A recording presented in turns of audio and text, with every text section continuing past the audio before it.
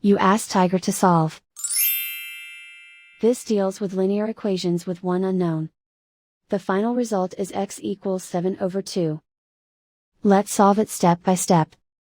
Group all x terms on the left side of the equation. Subtract 2x from both sides. Group like terms. Simplify the arithmetic. Group like terms. Simplify the arithmetic. Group all constants on the right side of the equation. Subtract 7 from both sides. Simplify the arithmetic.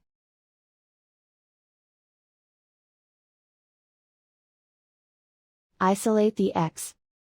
Divide both sides by -4. Cancel out the negatives.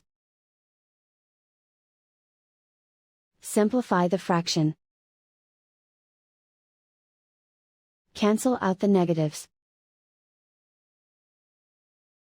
Find the greatest common factor of the numerator and denominator. Factor out and cancel the greatest common factor. And so the final result is x equals 7 over 2.